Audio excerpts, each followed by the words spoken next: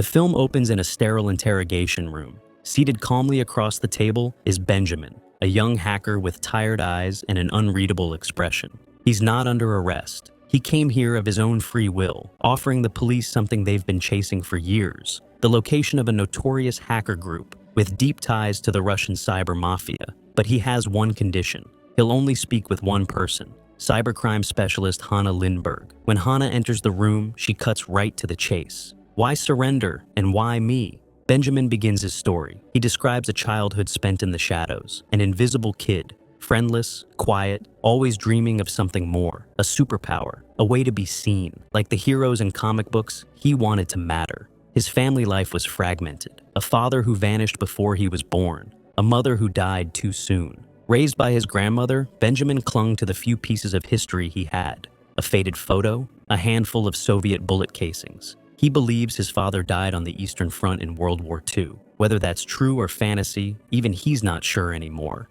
Hani interrupts, her tone sharp. "I'm not here to hear about your childhood trauma. Get to the point."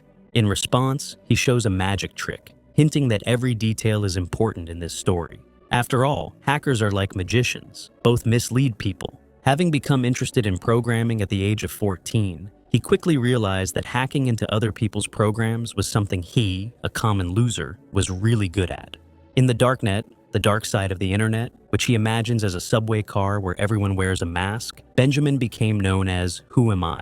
The best hacker is the mysterious Mr. X, who has published instructions on how to buy stimulant bypassing mandatory prescriptions. He also preaches 3 rules of a cool hacker. There are no systems that cannot be hacked. You can hack anything with chutzpah. You have to have fun, both online and in real life. The last point is the hardest for Benjamin to follow, especially in his relationship with Marie, a classmate he's had a crush on since high school. After a chance meeting at the institute, he decides to prove to her that he's cool by getting her exam papers. Maybe then something will happen between them: love, romance, and a happy ending. For the sake of his beloved, the digital knight dares to do a feat. He steals the keys to the server room to connect to the system, but he is caught by a security guard at the entrance. For his first offense, Benjamin is sentenced to community service. He wanders the streets with a plastic bag, picking up trash. While on vacation, Benjamin meets Max. He tells him that it's not life that's unfair, but he himself is a complete zero. Benjamin admits that he hacked into the Institute's server. From the questions Max asks, it becomes clear that he is deeply into the subject. This brings the two offenders closer together. Max gives Benjamin an invitation to a cool party. Keeping the third rule in mind, the hacker goes to have fun. A bunch of young people are drinking alcohol and having fun, all of which is alien and unnecessary to him. He goes upstairs with Max to the other hackers, programmer Stefan and engineer Paul. To complete the team, they need a code specialist, and Benjamin is it. To prove his worth, the newcomer hacks into a power plant and turns off the lights in the entire neighborhood. When the police arrive to investigate a noise complaint, the team runs away. This does not faze Max at all. He is led by Marie, whom he has recently met again in the parking lot. The hackers scatter in different directions. The girl recalls that they went to the same school. During their next meeting, Max explains how he deceives people using social engineering. To illustrate, he demonstrates how it works: a receipt found in a trash can, impudence, confidence, and the seller gives him 2 donuts. On the way out, Max gives the loot to a homeless man. His real goal is to demonstrate the principles of social engineering to Benjamin. The gang steals a van and drives to the meeting. Stefan and Benjamin go straight in there, as there are no other ways to get in. Thanks to an invitation and a little bit of chutzpah, they get into a private event. Benjamin's task is to connect to a laptop on stage. While his partner mounts a portable projector on the ceiling, the hackers in the van run a video ridiculing Hitler through it. This makes the audience angry. They rush to smash the van, but the cyberbullies manage to escape. The first joint action is a success. Agent Hani does not believe that the interrogator is telling the truth. Benjamin gives her insurance number and facts from her biography, including some intimate medical details. He learned all this from her computer. A certain room becomes the group's headquarters. Inspired by their success, they come up with a name for themselves: CLAY, an acronym for Clowns Cussing the Elite and Laughing Merrily, because all their hacks are for fun and entertainment. The next case takes place on the roof, where they connect to a communication board and, having hacked into the financial exchange, draw an obscene gesture on the price chart. Their success makes them happy. They post videos of the consequences of their innocent pranks online. Soon, the Clay team is even in the news, and the clown mask of the leader has become a symbol. However, Max longs for recognition from Mr. X, but he doesn't even know they exist. Meanwhile, Special Agent Hane begins an investigation into a bank hacking carried out by this group. According to preliminary data, they may be part of a Russian cyber mafia, the same one that will soon begin to influence the US presidential election. Mr. X gets in touch with the heroes and passes on Hane's intercepted investigation report. It says that Team Clay is a safe group that should not be considered a serious threat. As a symbol of disdain, X insinuates that their level is child's play. This deeply offends Max. They plan a grand operation that will instantly elevate the team in the eyes of the entire darknet, hacking the server of the Intelligence Directorate. This operation will be the most difficult in the team's history. Infiltrating a paper recycling facility, they find a clue in a greeting card with names and signatures. By imitating an email, the hackers launch a malicious link. The manager in charge of cleaning clicks on it and triggers the system. The Clay team creates fake passes and, disguised, enters the building as cleaning managers. The intrusion goes smoothly. Everyone performs their task.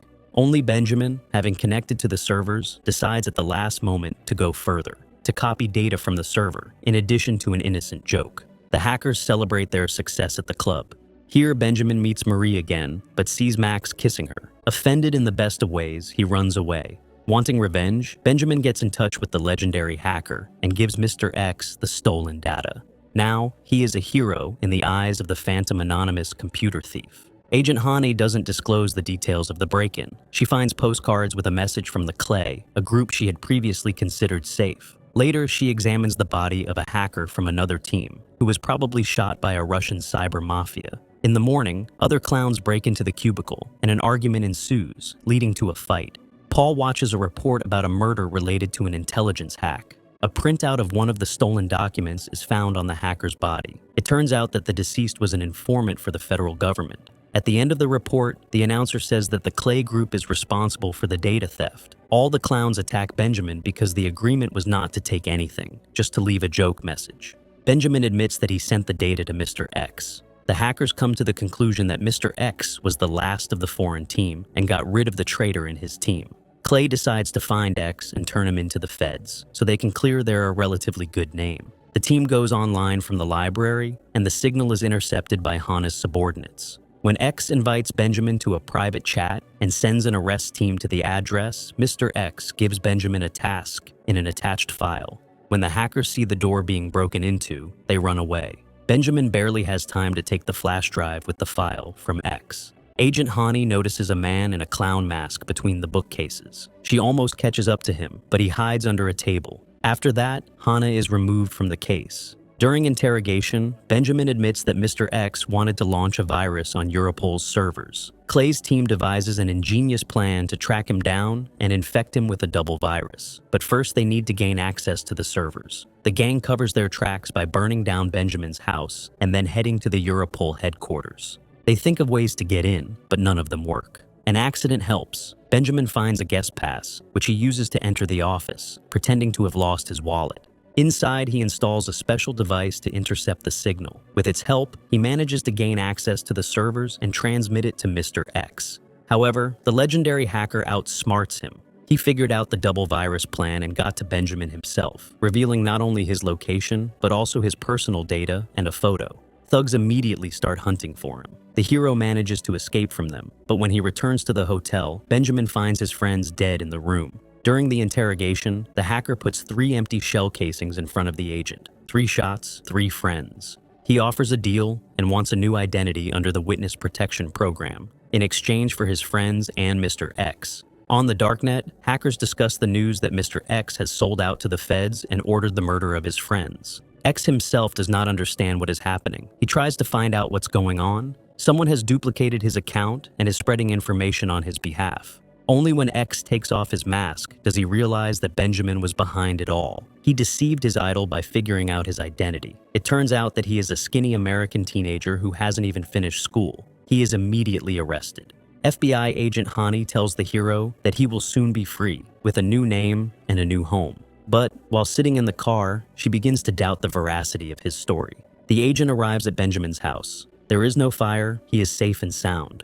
Then she talks to Marie, but the girl claims that she hasn't seen the boy from the back of the classroom since school. Suspicions grow. A conversation with the family doctor reveals new facts. He says that Benjamin's mother suffered from multiple personality disorder, and the disease could well have been inherited. But the most interesting thing is that the stimulant he was taking can aggravate the symptoms if a person has a predisposition. After researching the family genetics, Hani finally puts the puzzle together. She doesn't even need the forensic report anymore. She knows that the shell casing the boy found is from Soviet ammunition from World War II. She tells Benjamin that all his friends are parts of his split consciousness. Each of them has traits that he possessed or wanted to possess, and he alone is responsible for all the hacking. The witness's mental instability makes it impossible to include him in the protection program. Hannah takes the guy to court. Benjamin apologizes for hacking into her computer. Then she decides to give him a chance to save himself. He can hack into the Europol server, change his identity and all the data. Then she lets him go with one last question. What's the secret of the trick? Benjamin answers, everyone sees what they want to see.